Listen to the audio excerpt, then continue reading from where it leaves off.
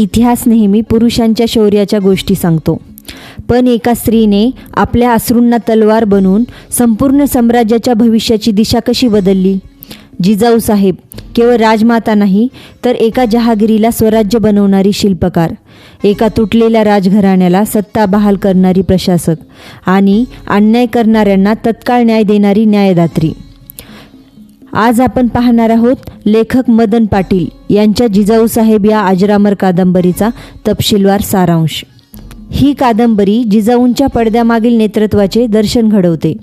एका मातेने कसे राजकारण केले, समाजाला कसा न्याय दिला आणि शिवबाच्या हातात तलवार देण्यापूर्वी स्वराज्याची शपथ कशी दिली. येथे तुम्हाला दिसणार आहे लखुजीराजांच्या हत्येची ती वेदनादायक रात्र, पुण्यात जिजाऊंनी टाकलेले पहिले राजकीय पाऊल, रांझे पाटलाला दिलेली ती कठोर आणि ऐतिहासिक शिक्षा आणि राज्याभिषेकापूर्वी जिजाऊंनी शिवरायांना दिलेला अंतिम आदेश. आज आपण पाहणार आहोत जिजाऊंच्या जीवनातील प्रत्येक महत्त्वाचा टप्पा, प्रत्येक राजकीय निर्णय आणि त्यांच्या संघर्षाची कहाणी तुम्हाला या कादंबरीच्या माध्यमातून उलगडणार आहे. शांत बसा, हेडफोन्स लावा आणि तयार व्हा इतिहासातील एका महान अध्यायासाठी. 1605 त्यांचा विवाह शहाजीराजे भोसले यांच्याशी झाला. हा विवाह 2 मराठा सरदारांच्या घराण्यांना एकत्र आणणारा महत्त्वाचा राजकीय करार होता. मात्र जिजाऊंच्या लग्नाच्या काही वर्षातच निजामशाहीत प्रचंड अस्थिरता निर्माण झाली. शहाजीराजे अत्यंत महत्त्वाकांक्षी होते आणि त्यांनी वेळोवेळी सत्ताधाऱ्याविरुद्ध बंड केले. जिजाऊंनी जवळून पाहिले की परकीय सत्ता केवळ क्रूरच नाही, तर त्या विश्वासघातकी आणि अस्थिर पण आहेत. पतीच्या या राजकीय धावपळीत जिजाऊंना सतत स्थलांतर करावे लागले, त्यामुळे त्यांची मानसिक शक्ती अधिक वाढली. कादंबरीनुसार निजामशाहीचा शेवटचा निजामशहा मुर्तुझा आणि त्याला मुघलांनी तसेच आदिलशहाने वेढा घातला होता याचे वर्णन केले आहे. याच काळात शहाजीराजे कधी निजामशाही वाचवण्यासाठी तर कधी तिला विरोध करण्यासाठी लढत होते. जिजाऊंनी अनुभवले की मराठा सरदार आपापसातील हेवे दावेमुळे कसे कमकुवत होत आहेत आणि याचा फायदा बाहेरील शत्रू घेत आहेत. मग त्यांच्या मनात एकत्रित मराठा सत्तेची गरज प्रकर्षाने जाणवू लागली. जाधव आणि भोसले कुटुंबात राजकीय मतभेद वाढले. लखुजीराजे निजामशाहीला टिकवण्याचा प्रयत्न करत होते, तर शहाजीराजे आपल्या स्वतंत्र सत्तास्थानासाठी झगडत होते. या राजकीय तणावामुळे जिजाऊ भावनिक आणि राजकीय अशा दोन्ही आघाड्यावर लढत होत्या. या काळात त्यांच्यावर पडलेला सर्वात मोठा भावनिक आघात म्हणजे लखुजीराजे यांची हत्या. ही घटना जिजाऊंच्या आयुष्याला निर्णायक वळण देणारी ठरली, ज्यातून स्वराज्याच्या संकल्पनेचा जन्म झाला. स्थळ निजामशाहीचा सरदार. मुर्तुझा निजामशहाच्या दरबारातील राजकारण पूर्णपणे सडले होते. शूर स्वाभिमानी मराठा सरदारांना संपवण्याची नीती सुरू झाली. जिजाऊंचे वडील लखुजीराजे जाधव आणि त्यांचे पुत्र म्हणजे जिजाऊंचे भाऊ यांना भेटीच्या बहाण्याने बोलवले गेले. दरबारातच विश्वासघात करून त्यांची निर्घृण हत्या करण्यात आली. या क्रूर घटनेने जिजाऊंच्या मनात खोलवर व्रण उमटले. आपल्या वडिलांना झालेला अन्याय त्यांनी स्वतःच्या डोळ्यांनी पाहिलेला होता. ही केवळ वैयक्तिक हानीच नव्हती, हे परकीय सत्तेच्या कपटी राजकारणाचे प्रतीक होते. याच भयानक क्षणानंतर जिजाऊंनी एक अतूट प्रतिज्ञा घेतली. ही प्रतिज्ञा होती केवळ बदलाची नव्हे, तर स्वराज्य स्थापनेची. यापुढे कोणत्याही परकीय सत्तेच्या दरबारात आपल्या रयतेला आणि सरदारांना असे अन्याय सहन करावे लागणार नाहीत. कादंबरीनुसार या क्षणापासून जिजाऊंनी आपल्या मुलाला म्हणजेच शिवबाला केवळ एका सरदाराचा मुलगा म्हणून नाही, तर भविष्यातील स्वराज्याचा राजा म्हणून घडवण्याचा ध्यास घेतला. शिवबाला जन्म देण्यापूर्वीच त्यांनी स्वराज्याचा संकल्प जन्माला घातला होता. राजकीय धामधुमीच्या काळात 19 फेब्रुवारी 1630 रोजी शिवनेरी किल्ल्यावर शिवाजींचा जन्म झाला. शहाजीराजांचे प्रयत्न अपयशी ठरल्यानंतर त्यांना आदिलशाहीत, जी की विजापूर येथे होती, तेथे मोठी जहागिरी पत्करावी लागली. पण त्यांनी जिजाऊ आणि बालशिवबाला पुण्याच्या म्हणजे त्यांच्या मूळ जहागिरीच्या जबाबदारीसह पाठवण्याचा निर्णय घेतला.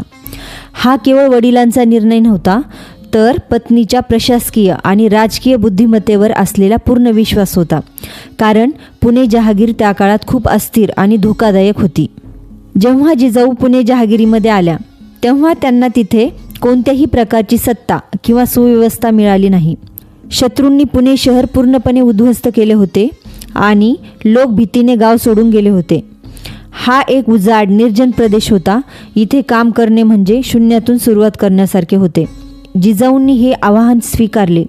त्यांनी स्वतःच्या मुलाला शिवबाला रयतेची अवस्था प्रत्यक्ष दाखवून सामान्य माणसाच्या दुःखाची जाणीव करून दिली. या उजाड प्रदेशावर स्वराज्य नावाचे भव्य स्वप्न उभे करण्याची तयारी त्यांनी सुरू केली. पुणे जहागिरीची जबाबदारी स्वीकारणे हे जिजाऊंचे पहिले मोठे प्रशासकीय आव्हान होते. मुघल आणि आदिलशाहीच्या वारंवार होणाऱ्या हल्ल्यामुळे गाव अक्षरशः उद्ध्वस्त झाले होते. लोकांनी भीतीने घरे सोडली होती. जिजाऊंनी सर्वप्रथम लोकांना परत बोलावले. त्यांनी स्वतःच्या उपस्थितीने सुरक्षेची खात्री दिली. सोन्याची नांगर फिरवण्याची कथा ही केवळ प्रतिकात्मकच नव्हे, तर यापुढे ही जमीन सुरक्षित आहे आणि इथे समृद्धी येणार, या त्यांच्या आर्थिक आणि सामाजिक नेतृत्वाचा संकेत होता. जिजाऊंनी रयतेला शेतीसाठी मदत केली आणि विश्वास दिला की त्यांना कोणीतरी वाली आहे. जिजाऊ ह्या केवळ मातेप्रमाणेच नव्हे, तर शिवरायांच्या राजकीय आणि आध्यात्मिक गुरु म्हणून उभ्या राहिल्या. त्यांच्या शिक्षणाचा मुख्य उद्देश होता रयतेचे कल्याण आणि सामाजिक समता. त्यांनी शिवरायांना धर्मग्रंथाबरोबरच संत तुकारामांची गाथासुद्धा शिकवली. त्यांनी सांगितले की राजा हा परमेश्वराचा प्रतिनिधी असतो, पण त्याचे कर्तव्य केवळ युद्धावरच नव्हे, तर न्याय आणि समतेवर आधारलेले असावे. हे शिक्षणच स्वराज्याच्या भविष्यातील धोरणाचा आधार ठरले. स्वराज्याची संकल्पना प्रत्यक्षात आणण्यासाठी जिजाऊंनी न्यायाची स्थापना केली. रांझे पाटलाचा अन्याय आणि क्रौर्य पराकोटीचे होते, ज्यामुळे रयत भयभीत झाली होती. हे प्रकरण जिजाऊंच्या दरबारात आले. कादंबरीत या न्यायदानाचे अत्यंत नाट्यमय वर्णन आहे.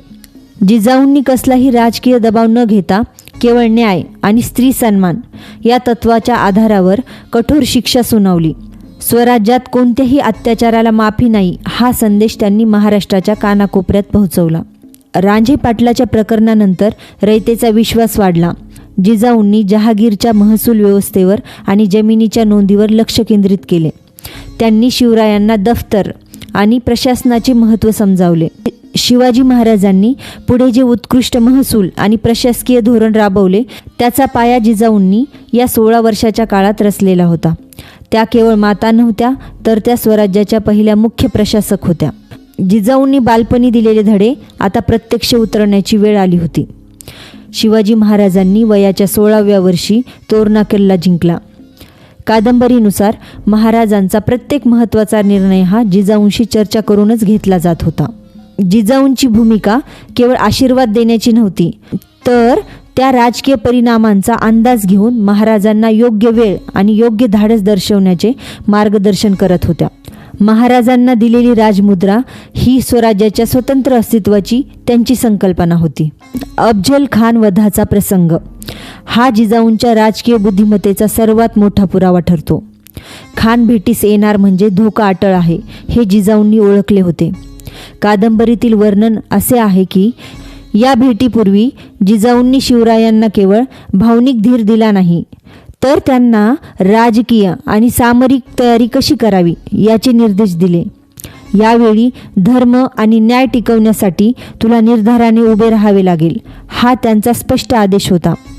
त्यांनी शिवरायांना कोणत्याही परिस्थितीत झुकू नका हे शिकवले. जिजाऊंच्या आयुष्याचे अंतिम राजकीय ध्येय होते स्वराज्याला स्वतंत्र सार्वभौम राज्याचे कायदेशीर स्वरूप देणे. अनेक वर्षाच्या संघर्षातून निर्माण झालेले हे राज्य केवळ जहागीर किंवा बंडाळी न राहता पूर्ण राजाचे राज्य म्हणून स्थापित व्हावे, यासाठी त्यांनी राज्याभिषेकाचा आग्रह धरला. हिंदुस्थानातील इतर सत्ता आणि स्वतःच्या रयतेसमोरही महाराजांना राजा म्हणून अधिकृत ओळख मिळणे आवश्यक होते. जिजाऊंचा हा आग्रह केवळ परंपरा नव्हता, तर राजकीय स्थैर्यासाठी घेतलेला अत्यंत दूरदृष्टीचा निर्णय होता. 1674 रायगडावर छत्रपती शिवाजी महाराजांचा राज्याभिषेक झाला.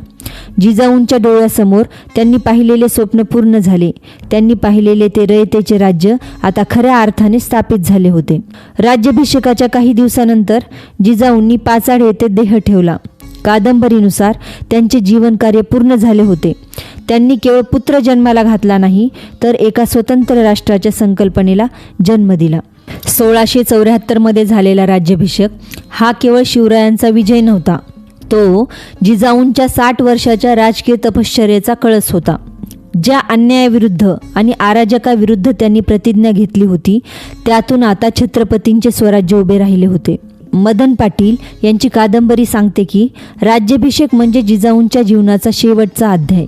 त्यांनी स्वराज्य डोळ्यांनी पाहिले, महाराजांना सार्वभौम राजा म्हणून सिंहासनावर पाहिले. त्यांचे ध्येय पूर्ण झाले होते. राज्याभिषेकाच्या अवघ्या 12 दिवसांनी त्यांनी रायगडाच्या पायथ्याशी पाचाड येथे देह ठेवला. जणू काही माझे काम झाले, आता माझा शिवबा या राज्याची काळजी घेण्यास समर्थ आहे, असा संदेश देत त्या शांत झाल्या. मदन पाटील यांच्या जिजाऊ साहेब कादंबरीचा अंतिम संदेश स्पष्ट आहे. जिजाऊ या केवळ शिवरायांच्या जन्मदात्या नव्हत्या, त्या स्वराज्याच्या संकल्पना, प्रेरणा आणि प्रशासक होत्या. त्यांचा वारसा त्यांच्या मुलाच्या नावात नाही, तर त्यांच्या न्यायदानात आहे, त्यांच्या प्रशासकीय दूरदृष्टीत आहे आणि त्यांच्या समतेच्या विचारामध्ये आहे. त्यांच्यामुळे मराठा साम्राज्य केवळ एका वंशाचे राज्य न राहता रयतेचे, न्यायाचे आणि स्वाभिमानाचे राज्य बनले. जिजाऊ साहेबांचा हा प्रवास प्रत्येक पिढीसाठी प्रेरणादायी आहे. एका स्त्रीने केवळ घर सांभाळले नाही, तर इतिहास बदलला. हा प्रवास तुम्हाला कसा वाटला? मदन पाटील यांच्या जिजाऊ साहेब कादंबरीतील हा सविस्तर सारांश तुम्हाला आवडला असेल तर व्हिडिओला लाईक करा, कमेंटमध्ये जय जिजाऊ नक्की लिहा आणि अशाच ऐतिहासिक माहितीसाठी आमच्या चॅनलला सबस्क्राईब करायला विसरू नका. जय जिजाऊ, जय शिवराय.